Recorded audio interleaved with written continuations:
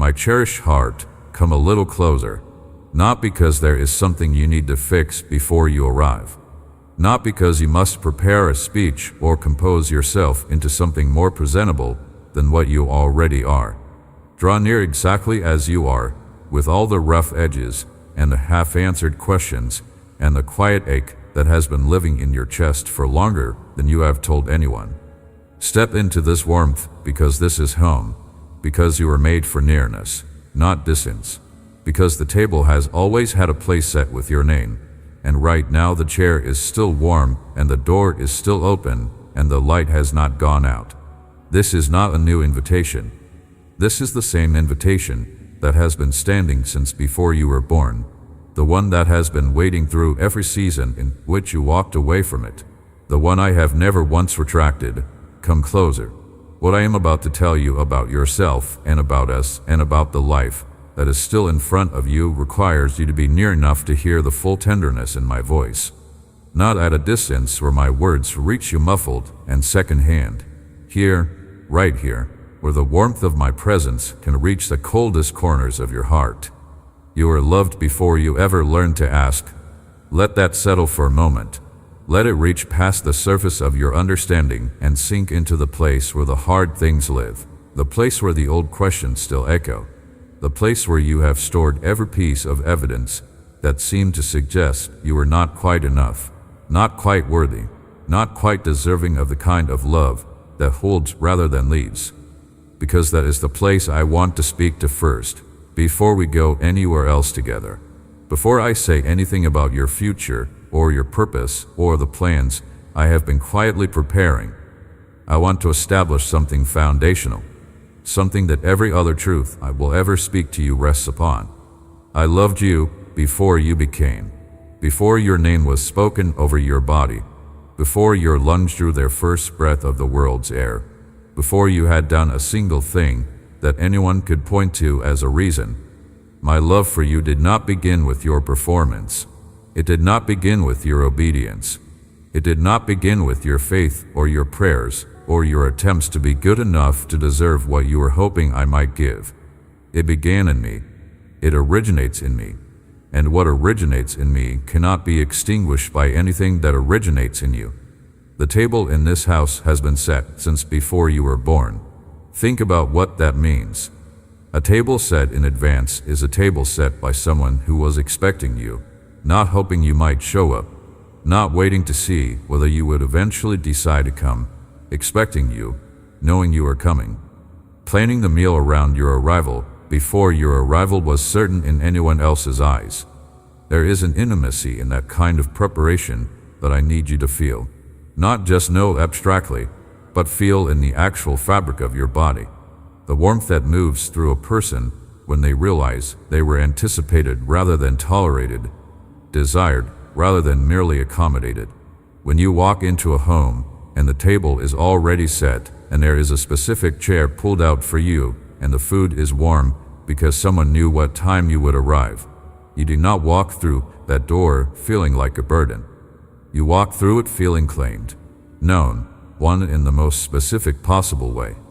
That is what you are in this house, not a guest who must earn their keep, not a stranger who was reluctantly given a temporary bed, a member of the family with a place at the table that carries your name in the grain of the wood, permanent and particular and yours.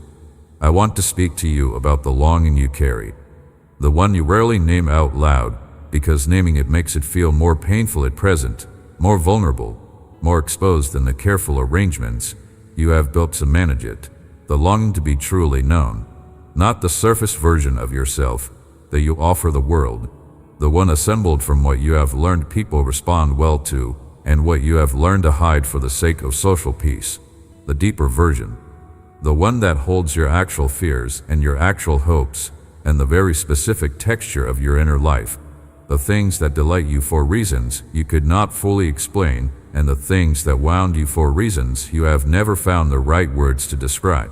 That longing is not weakness. It is the most human thing about you. It is evidence of how you were made, because you were made in the image of a God who is known fully and loves fully and whose entire disposition toward his children is one of absolute, unhurried, unguarded intimacy. The longing you carry is not an accident. It is an echo of an original condition, a kind of spiritual memory of the closeness you were designed for. And what you have been longing for all this time, I have been holding out to you. There is something I want you to understand about what it means to be known by me, because I think the word known can feel abstract when it comes from divine lips. Let me make it concrete. I know what you were thinking at 4 in the afternoon on the hardest day of your recent memory. I know the exact combination of small frustrations that built throughout that morning until the weight of them tipped over into something that surprised you with its intensity. I know the specific way your face changes when you are trying not to let your emotions show in a room full of people who would not understand. I know the song that catches you off guard and pulls something open in your chest before you have a chance to protect yourself from what it brings up. I know the private way you celebrate small victories when no one is watching, the quiet satisfaction you allow yourself when something you worked hard at finally comes together, the way you smile to yourself in a moment that belongs only to you.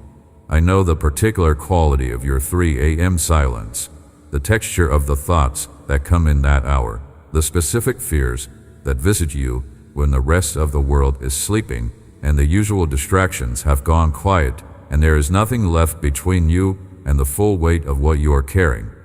None of that is new information to me. None of it has ever been. And knowing all of it, I have never once been tempted to love you less.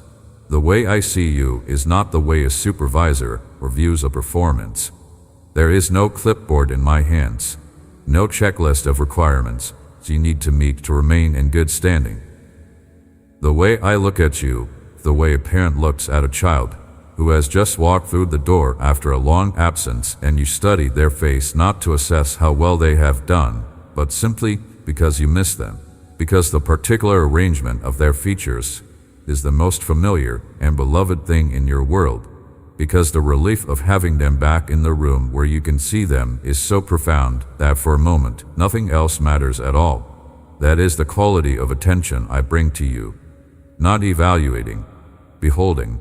There is a difference between a person who looks at you to measure and a person who looks at you to cherish.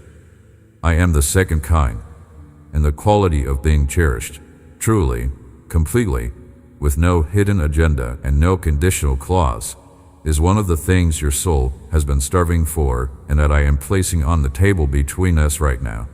You were loved before you ever learned to ask. Here is what I want you to understand about value. Not the value the world assigns you, which fluctuates with your productivity and your appearance and your usefulness to whatever the current economy demands. Not the value you assign yourself, which tends to rise and fall with your recent performance and the comparison you cannot seem to stop making between where you are and where you think you should be. The value I placed in you when I designed you. The value that belongs to you the same way your fingerprint belongs to you. Not earned, not improved by effort, not diminished by failure. Simply yours by the original act of creation. You are not valuable because you have achieved something. You are not valuable because you are better than someone else at something. You are not valuable because your contribution has been recently recognized or your effort has been recently rewarded. You are valuable because I made you, and I did not make things without intention, and I did not create without care. And everything that comes from my hands carries the full weight of my love in its very structure. Consider what happens in a household when a child is born. Before that child has accomplished a single thing, before they have spoken their first word or taken their first step or demonstrated any quality of character that might justify the love being poured over them, the love is already fully present, already complete, already operating at the highest level we'll ever reach, because a parent's love for a new child is not a beginning amount that grows with the child's achievement. It is the full amount, immediate and overwhelming, arriving before any reason for it has been established.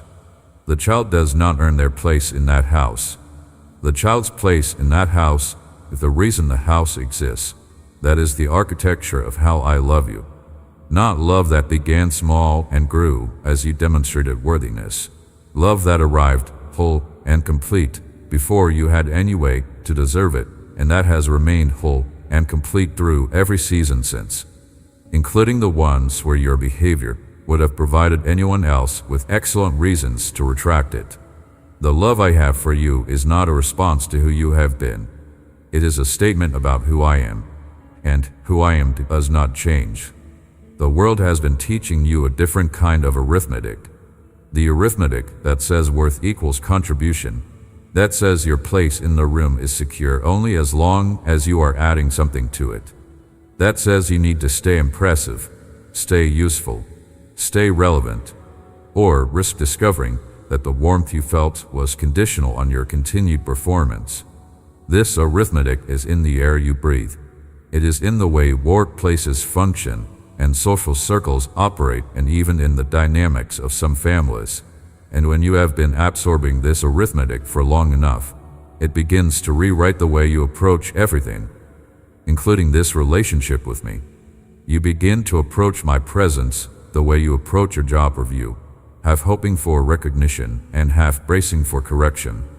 You begin to offer me your best moments and hide the worst ones, as if an honest accounting of who you actually are would jeopardize the standing you have here. But the standing you have here was never dependent on your best moments. It was established before your first moment. And nothing that has happened in any moment since has altered its foundation by a single degree. There are days when you feel that the entire universe is indifferent to your struggle. The days when you have been carrying something heavy for so long that your arms are shaking with the effort, and no one seems to notice the weight, and no one seems to see how close you are to dropping it. The days when you look at your situation honestly, and the gap between where you are and where you need to be seems vast, and the resources available to close the gap seem thin, and the energy required to keep trying seems to have run out entirely. Those are the days I draw especially close. Not because your condition was bad enough to finally get my attention. Not because the threshold of your suffering crossed some invisible line that activated my concern, but because a child of mine in that level of distress calls out something very specific in my nature as a father, something deep and immediate and without conditions, the instinct to move toward rather than away from, to hold rather than observe from a safe distance, to speak into the darkness rather than wait for the light to return before entering. I hear you on the days you cannot find the words, the sounds that escape you when you are alone and the pressure becomes momentarily unbearable, the sighs that carry more honest information about your condition than any sentence you have ever managed to form, the moments of complete stillness when even the effort of articulating what you feel seems beyond what your depleted spirit can manage. Those reach me with perfect clarity, every single one. And not one of them has ever fallen to the ground without touching me first. When you cry out without words, you are not communicating less effectively. You are communicating at the deepest level language can actually reach, the level beneath vocabulary and grammar and the constructed sentences we offer each other in social situations, the raw signal of a soul that is real and present and genuinely in need. That signal finds me every time. And every time it does, something moves in me. Not the neutral acknowledgement of a deity receiving data from a monitoring system. Something that moves, something that rises, something that recognizes itself in the ache of a child and cannot remain unmoved. Because your struggle matters to me in a way that is not institutional or obligatory. Not the way a judge cares about a case or an administrator cares about a file. The way a parent cares about the specific child sitting across from them at the kitchen table with their shoulders slumped and their eyes not quite meeting yours, and that quality to their silence that tells you something is very wrong even before a single word is spoken. That is how I care about what you are going through, with the full weight of a love that has your history in it, that has been present for every single experience that brought you to this particular moment of needing to be held. That knows not just what you are feeling right now, but why you are feeling it at the deepest structural level, because I was there for everything that built the person who is now sitting in this much need of tenderness. Something I want to tell you about the way I pay attention. My attention to your life is not divided between you and the billions of other people I am simultaneously holding. This is one of the things that seems logically impossible until you understand something about the nature of my being. When I am with you, I am entirely with you. Not 90% present while the remaining 10% handles other matters, completely present. The way a parent in the right kind of home can make each child feel. Not like one of several concerns, but like the only concern. Not because the others do not matter, but because love has this quality of fullness that does not diminish when it is given to more than one person. A candle does not give less light to the second flame it kindles than it gave to the first. The light is not divided.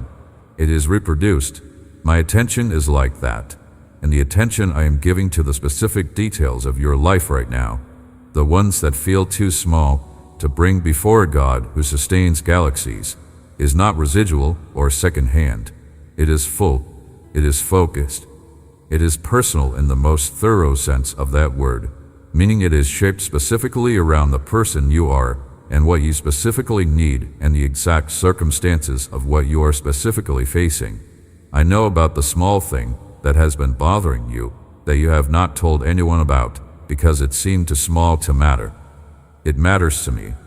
I know about the hope you have been afraid to speak out loud because speaking it would make it too real and you are not sure you can bear the disappointment if it does not come true. I have been tending that hope in my hands, and I know about the gratitude you carry quietly for things you have received that you sense came from somewhere beyond the visible, even on the days when you could not quite bring yourself to acknowledge the source. Let me say something about courage, because I know you have been asking for it. I know there are situations in your life right now that require a kind of bravery that you are not sure you have. Conversations you need to have but keep postponing because the fear of the response paralyzes you. Decisions you know need to be made, but that require a step onto what feels like very thin ice. The kind where you cannot be sure the ground will hold your weight until you have already committed your full weight to it. Directions you feel drawn toward, but that seem to demand more certainty than you currently possess. And the gap between where your faith actually is and where you feel it needs to be in order to move seems so large to cross. The courage I am offering you is not the absence of fear. That would make courage unnecessary. What I am offering is the capacity to move in the presence of fear, to take the step even when the step is terrifying, to open the mouth even when the voice shakes, to reach toward what is needed even when every experience that has ended badly before is whispering its reasons against trying again. This kind of courage does not come from you having convinced yourself that everything will be fine. It comes from something older and more reliable than certainty about outcomes. It comes from knowing who walks beside you.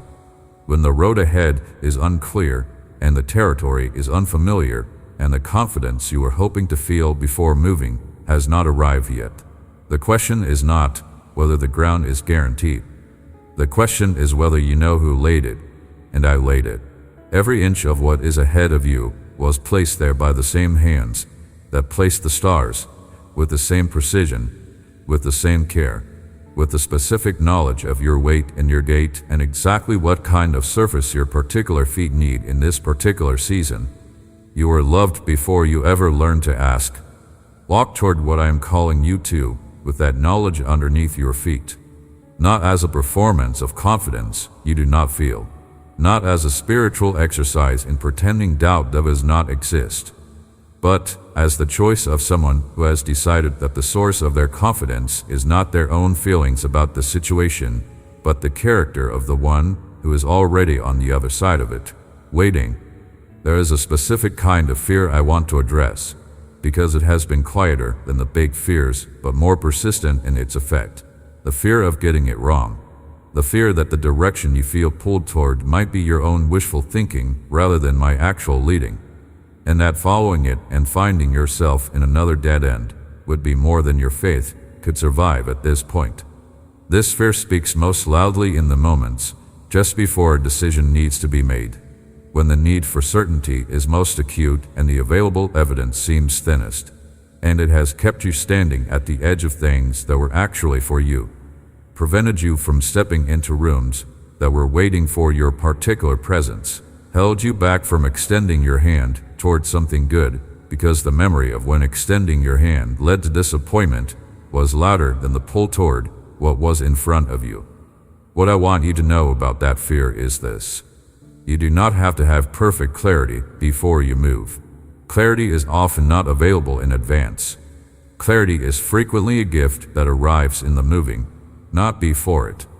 A person who waits in the doorway until they have complete certainty about every element of what lies on the other side will stand in the doorway for a very long time, because the certainty they are waiting for is the kind that only comes from having already crossed the threshold.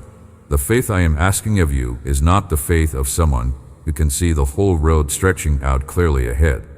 It is the faith of someone who can see the next step, just the next step, and he knows enough about the one who cleared the path to take it. I am not asking you to leap blindly into the unknown.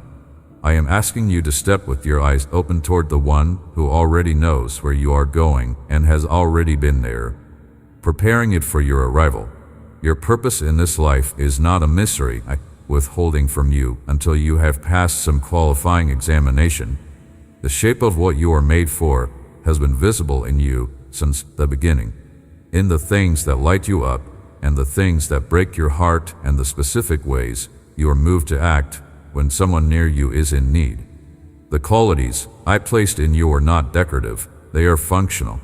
They are equipment for a specific kind of work in a specific kind of world, and the work has been waiting for the worker to be ready, and the worker has been getting ready through every experience that has felt like delay.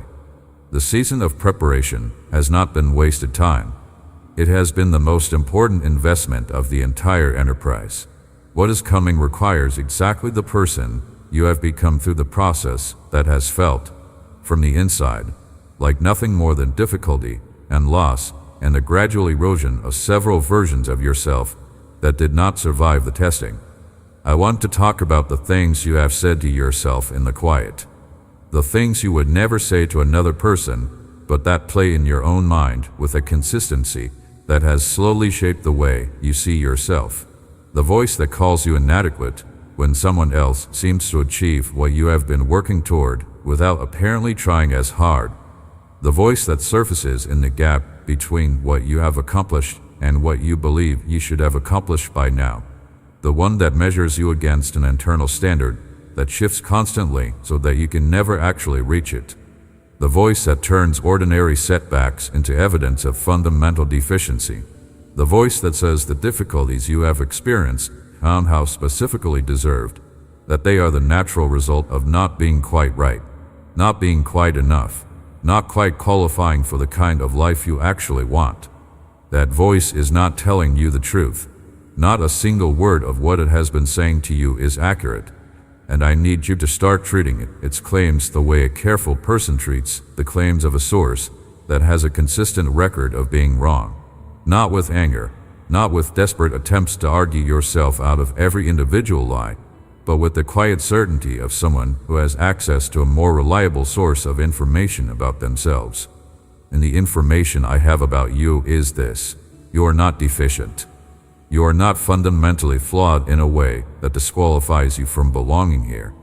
You are not at the bottom of some invisible ranking of people who deserve good things. You are mine. And being mine means you carry inside you something that every dismissive voice and every discouraging experience and every difficult season has failed to touch, which is the original signature of your Creator, the specific intention that I wrote into your existence before you could be told what to think about yourself. I want to talk to you about the people in your household and the relationships inside your walls, because what I am doing in you does not stop at your skin. The love I am releasing into your life is meant to move through you and into the rooms where the people you care about are living. Some of those people are struggling in ways you can see. Others are struggling in ways they have learned to hide so well that you have almost stopped looking beneath the surface of how they present themselves. Still others have wandered into places that have taken them far from anything that resembles peace. And the watching of that wandering has cost you a grief that you carry with a tenderness that sometimes surprises even you. I see every one of those relationships. I know the specific ache of loving someone who is not in a place to receive what you want to give them. I know the particular weight of hoping for a change in someone you love and watching the change not come on the timeline you needed it to come. I know what it costs to keep the welcome ready for a person who has not yet decided to come home. Keep the welcome ready. Do not grow cold in your heart toward the ones I am still working on in the places you cannot see. What I am doing in a human life does not always become visible on a schedule that allows the people who love that person to remain comfortable. Some of the deepest work happens in hidden places over very long periods before anything that looks like change appears on the surface. The seed does not announce itself before the first shoot breaks the soil, but the work has been happening in the dark all along. And what is about to break through in the people you have been praying over is the result of a process that was in motion before you had words to pray. Love them. Hold the door open. Let your own transformation be the most powerful argument for what becomes possible when a person stops running from their own heart and comes home to the one who made it. The painful parts of your history, not the definition of who you are. They are part of the material I have been working with in the ongoing process of shaping you into the person your purpose requires. There is a specific kind of depth that only comes from having been through difficulty. Not a theoretical depth, not the borrowed wisdom of someone who read about suffering in a book, but the actual, earned, lived understanding that belongs only to a person who has been in the middle of something genuinely hard and found that they did not disappear. That kind of depth cannot be manufactured by any comfortable path. It can only be grown in the soil of real experience, and you have been growing it, sometimes without realizing it, sometimes against your will, sometimes in circumstances that felt far more like abandonment than cultivation. But the growth was real. The depth is real, and what it has produced in you is something that has not yet been fully recognized, either by you or by the world around you, but that I have been watching develop with the steady attention of a craftsman who understands that the most important part of the work happens in the stages before the finished form is visible. Let me speak to the part of you that is tired, not the ordinary tiredness that sleep addresses, the tiredness that goes deeper than the body. The weariness of a soul that has been performing rather than resting, maintaining appearances rather than living from an interior that is genuinely at peace, managing the gap between what you present and what you actually feel with a skill that has cost you enormous amounts of invisible energy over a very long period of time. That kind of tiredness cannot be fixed by sleep, because the thing that is worn out is not your muscles or your eyes, but the machinery of self-presentation itself. The constant work of being someone the world can accept, rather than simply being the person you actually are. The exhaustion of people who are always slightly performing, always slightly adjusting themselves to fit whatever the room requires, always doing the small interior calculus of figuring out what version of themselves is safest to offer in this particular moment, is a very specific kind of exhaustion, and I want to speak directly to it. The relief you are looking for is not rest in the conventional sense. It is permission. Permission to stop performing. Permission to exist in my presence, and in the presence of a handful of trusted people in your life, as the actual unedited version of yourself. The one with the unresolved questions, and the inconsistent faith, and the days when you are genuinely not fine, and the specific struggles you have not told anyone about because you were afraid of what they would think. That version of you, the real one, is not less welcome here than the composed version you usually bring. It is more welcome. The composed version, the one that has everything reasonably together, does not need what I am offering in quite the same way. The real version, the one that is genuinely in need and genuinely uncertain and genuinely caring more than it can manage alone, that version is exactly who I built this house for. Think about what it means to belong somewhere, really belong. in the deepest sense. Not to be tolerated, or accommodated, or kept around, because removing you would cause more inconvenience than your presence does. To belong. To be the kind of presence in a place that the place feels more itself because you are in it. To have a role in a story that the story needs you to fill. To be expected and welcomed in given space that is genuinely yours rather than borrowed or provisional. That is what you are in my family. Not a temporary resident waiting for permanent status. Not a probationary member whose membership is subject to review based on ongoing performance. A child. With a child's rights and a child's security and a child's unconditional access to everything the parent holds. The door of this house does not have a lock that requires your goodness as a key. It opens from the inside because the family already living here knows your face and has been listening for your footsteps. There was a moment I want you to remember. A moment in your story, and you know which one it is, when you had reached the furthest point from everything that was good. The deepest pit you have ever found yourself in, surrounded by the consequences of choices made in fear or in hunger or in the desperate confusion of someone who had lost the thread of where they were supposed to be going.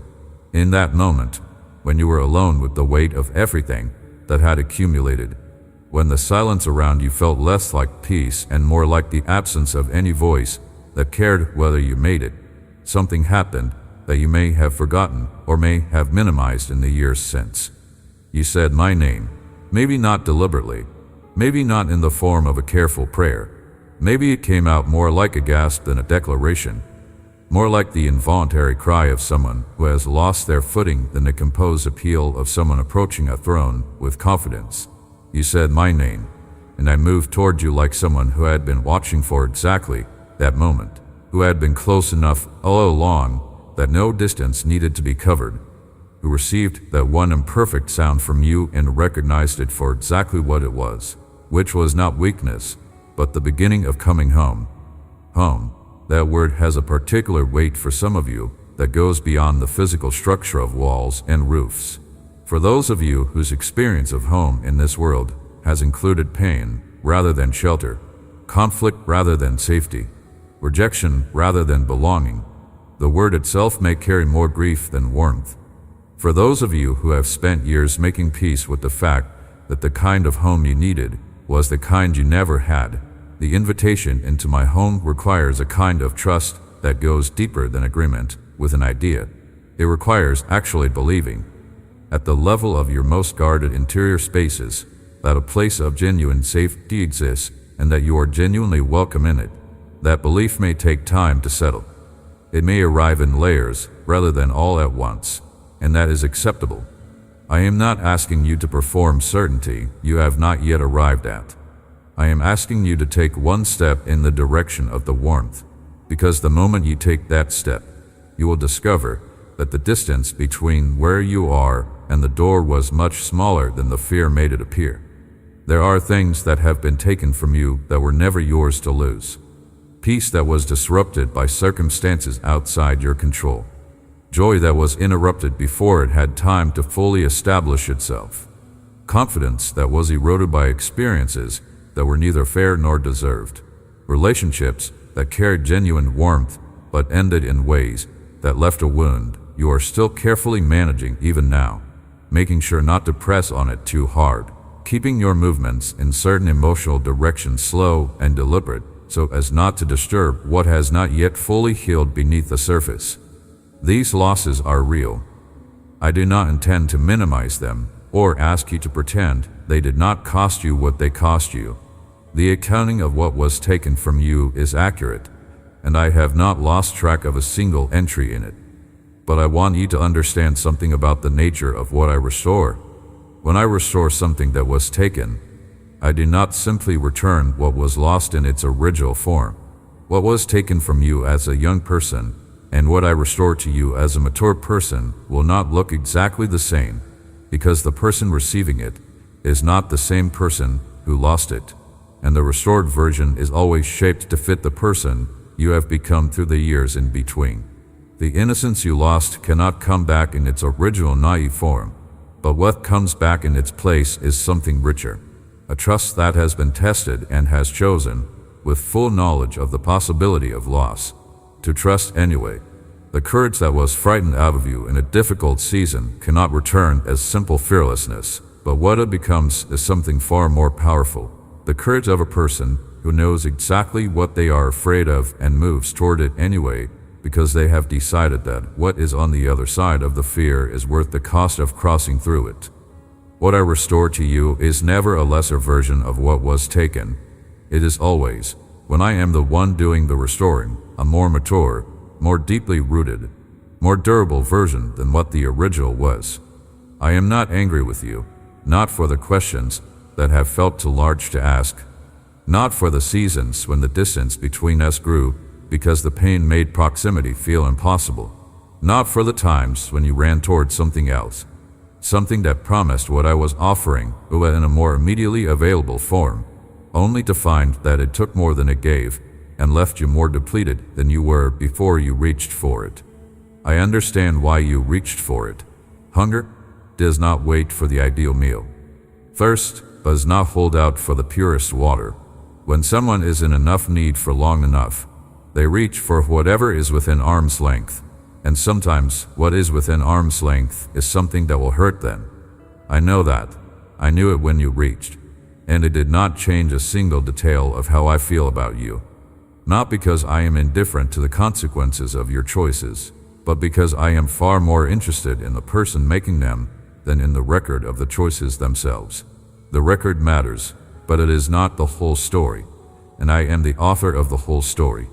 Something I want to name about tenderness, because tenderness is one of the most misunderstood qualities that exists.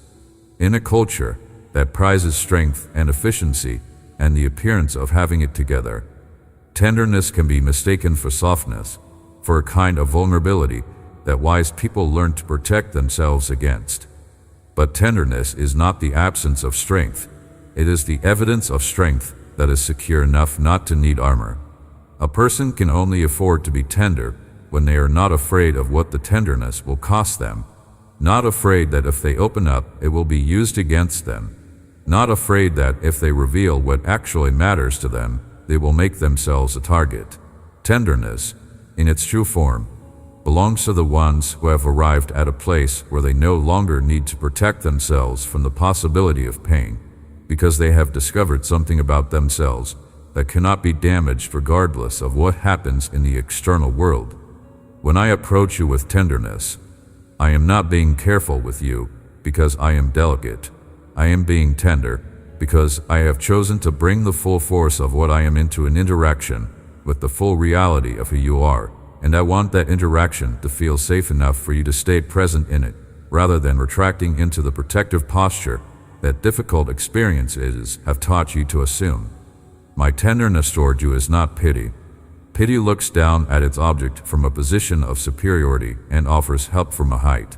What I feel toward you is something that moves on the same level, that comes alongside rather than stooping over, that recognizes something of itself in what it is reaching toward. When I see you in your most unguarded moments, the ones where you have stopped performing and the real condition of your heart is visible, the movement I feel is not toward intervention as a problem to be managed. It is toward closeness, as a parent moves toward the child who has finally stopped pretending they are fine and allowed their face to show the truth of what they are feeling. And the parent does not fix and manage and strategize. The parent simply moves closer and opens their arms and lets the child fall into them without saying a single word, because sometimes what is needed is not explanation, but presence, and presence, full and unhurried and unconditional, is what I am offering you right now. Let me speak now about the things I see in you that you have stopped being able to see in yourself.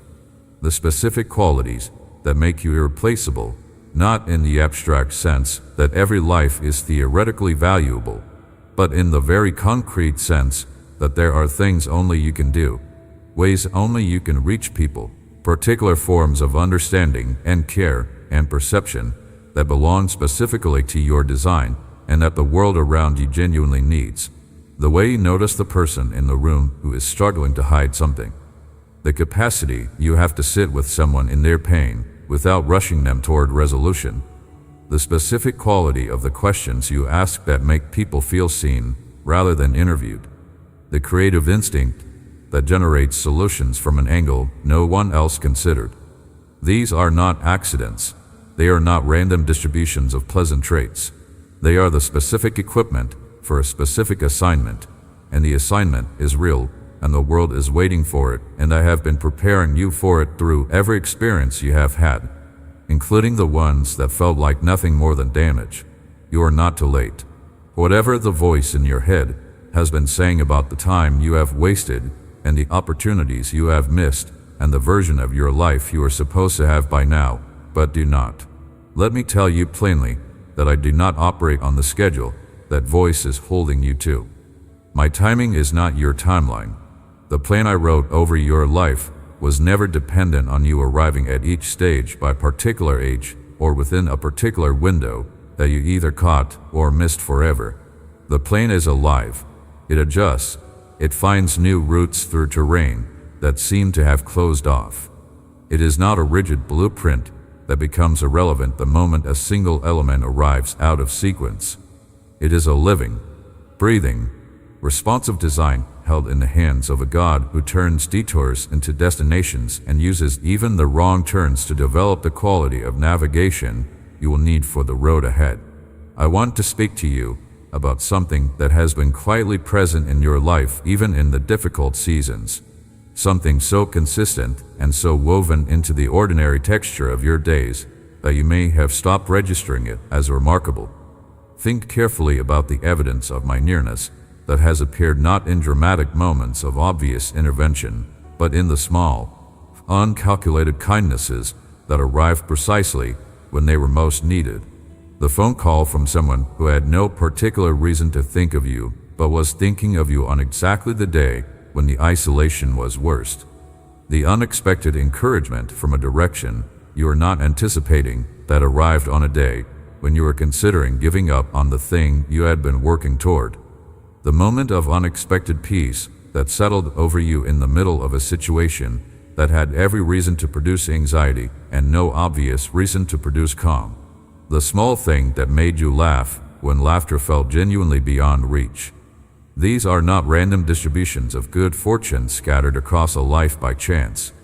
These are evidence of someone who knows your address in the most specific possible sense, who knows the timing of your needs with the precision of someone who never has to guess at what is required.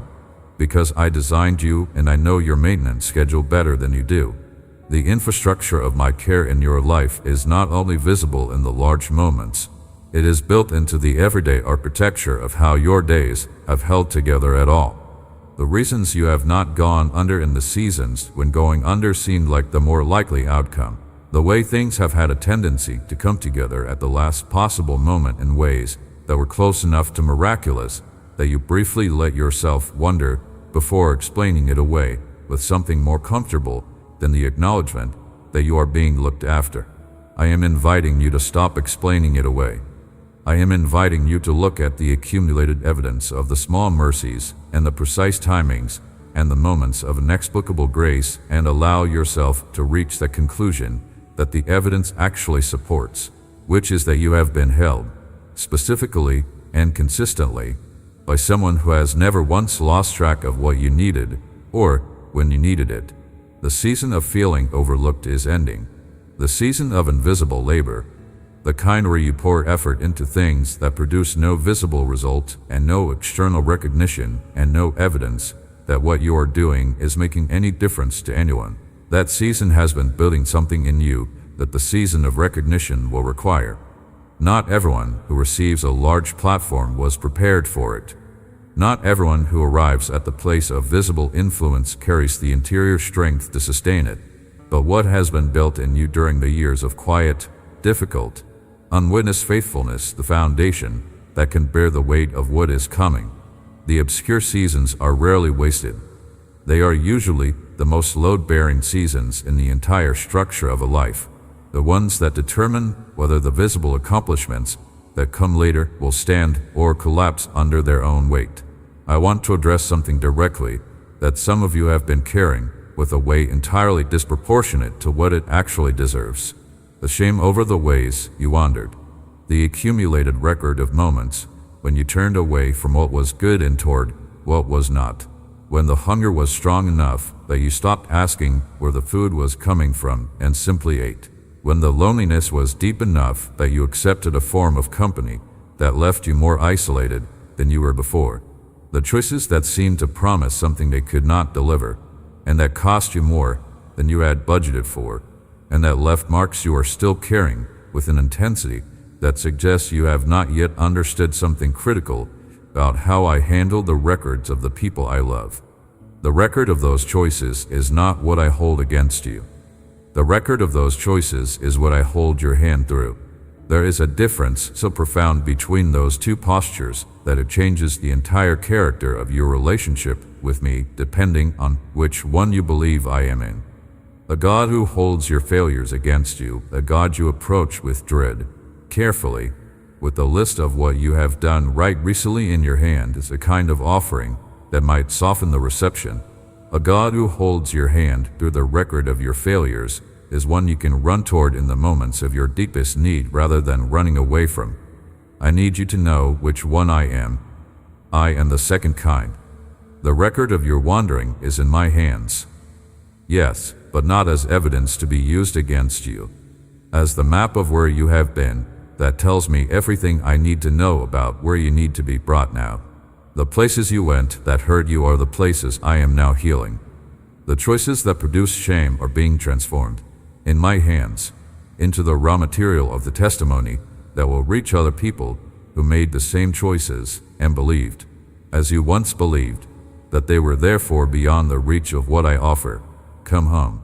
That is the simplest form of the invitation I have been extending since the beginning of this conversation, and since long before this conversation, and since before you could remember.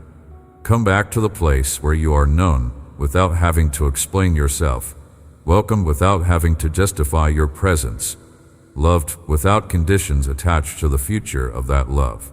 Come to the table not to earn your place at it, but to discover that your place was set before you arrived and has been held for you through every season in which you stayed away. Come with the specific weight you are carrying right now, with the specific questions that do not yet have answers and the specific fears that have not yet found resolution. You do not have to resolve them before you can be here. You can bring them with you and lay them on the table and let me address them in the presence of the warmth that belongs to this place.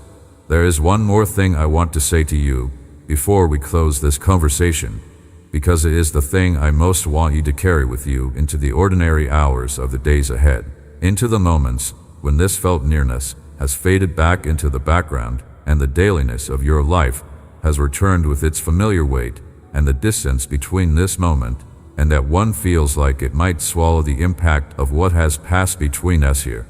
The thing I want you to carry is not a principle or a promise in the abstract. It is a simple, concrete, practical fact. I will be there. In the moment you are walking toward that you cannot yet see clearly, and that still carries more uncertainty than comfort, I will be there. In the conversation you have been postponing because the fear of how it might go has been louder than the certainty that it needs to happen, I will be there. In the waiting room of a situation that has not yet resolved itself, where the silence of no answer yet has started to feel like the answer itself, I will be there. In the household dynamics that have not yet shifted into the shape that your prayers have been requesting, in the relationships that are still in the middle of their story with no clear indication of where the story is going, in the moments when your own heart is the most confusing terrain you are navigating, I will be there. Not watching from a safe distance, not monitoring the situation from a position of uninvolved observation, present in the way that makes a difference to the person who is in it. The way a companion is present on a difficult road, not solving every problem, but making the road bearable by the quality of their company. Not removing every obstacle, but making you believe as you face each one that you are not facing it alone.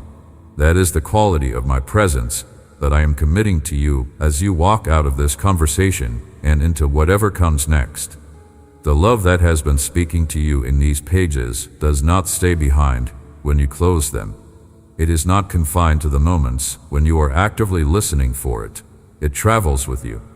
It is woven into the structure of who you are and who I am, and the relationship between us that has been real since before either of those things were fully visible to you. Your life is not finished with you. I am not finished with you. The chapters ahead of you are not simply a slower continuation of the difficult chapters behind you. Something is shifting in the narrative of your days. Something I've been orchestrating through arrangements, both visible and invisible. Something that is closer to emerging into your experience than the difficulty of the recent stretch has allowed you to believe. The preparation has been thorough. The timing has been careful. The love behind every element of what is approaching has been the same love that has been driving everything all along. The love that claimed you before you claimed it. The love that held you in the seasons when you were not holding onto anything. The love that sees you completely and chooses you unconditionally, not in spite of everything it knows about you, but with full knowledge of everything that knowledge includes. You were loved before you ever learned to ask. You are loved now, in the middle of all the unfinished and unresolved and uncertain. You will be loved on the other side of this season, when the evidence has caught up with what has been true all along. The love is not contingent on the trajectory. It is the ground on which all trajectories stand. And because it is the ground, it cannot be shifted by anything that happens above it. Come home to that ground. Sink your roots into it until they reach a depth where no storm that moves through the surface of your life can pull them free. This is where you belong. This is what you were made for. The nearness, the warmth, the specific and eternal knowing of a God who set your place at the table long before you arrived and has never once considered removing it. Rest here, not because everything is already resolved, because rest does not require resolution. It requires trust, and trust begins with the simple decision to believe, even against all the evidence your circumstances seem to be presenting, that the one who made you and loves you and has been moving toward you your entire life knows what they are doing with yours. That decision, made again right now, in this specific moment, with all its specific weight, is the beginning of everything that is coming. It is the first step back into the house that has always been home. Amen. If this message touched your heart, share it with someone who needs to hear these words today. Sometimes the most powerful thing we can do for another person is remind them that they are known, loved, and never forgotten. Type Amen in the comments to receive this blessing over your life and your family. And if you want to go deeper into these truths about God's love and identity, our ebook 40 Days with God is available now on Hotmart. 40 days of daily devotions designed to help you hear God's voice more clearly and live from a place of deep security in His love. The link is in the description below. We love you and we will see you in the next message.